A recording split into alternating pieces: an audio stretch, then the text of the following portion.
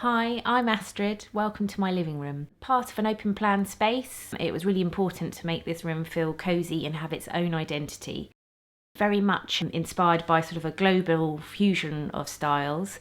It has a relaxed and eclectic feel to it. The fireplace itself was a sort of flecked, ugly stone, so we painted it with white masonry paint, gave it new tiles which are from a fired earth outlet, and hunted down a vintage grate from eBay. So that kind of set the pace for the room, and then our lovely piece of artwork on the top. The busyness and colours of that again really sets the scene for the rest of the room. The next area was looking at the colour really and the backdrop. So rather than a neutral cream or just white palette, we went for a more modern grey approach, layering two greys, a paler one on the wall and a darker one on the woodwork, and then lots of other fresh white around the room to kind of have a bit of a Scandi feel. So accent, colour, pattern and texture, my kind of favourite areas. I really like to mix it up. I opt for lots of gypsy patterns, African tribal, monochrome takes on pattern, mixed with lots of different textures, fur, felt, weaves.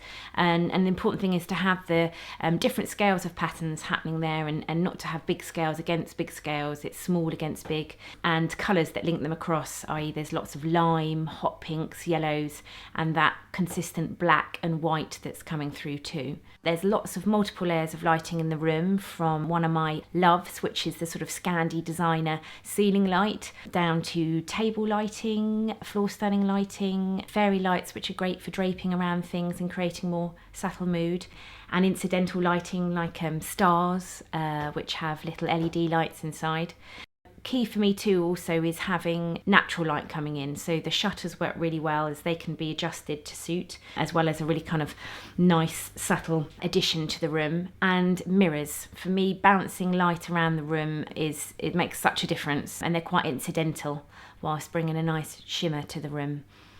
I do love a classic leather sofa, but was worried about the brown soaking up the light in the room. So layering it up with throws, and as we've done with a fur skin and lots of patterned cushions, it really avoids it from soaking up all that lovely light in the room, and instead you've created a completely personal sofa to you. Display and store. Nobody wants clutter in their rooms. Although this is a busy look that I have, it's still keeping the clutter away so that kind of eclectic mix stands out. We've gone for doing bespoke MDF block shelving that we've done ourselves. We used an old chest that we got from an antique shop, and we've doubled that up as a bench, but it's full of kids' stuff. On the shelving, we really wanted to have open shelving at different heights so that we could fit in a picture if we wanted in there, as well as lots of interesting groupings. Finishing touches can completely make a room. That's the kind of thing I really notice when I go somewhere. So for me, it's things like the pom-pom trims that I've added onto the lampshade to time with the cushions, to little touches like groupings of the pictures, paper pom-pom decorations, just adding that real personal touch.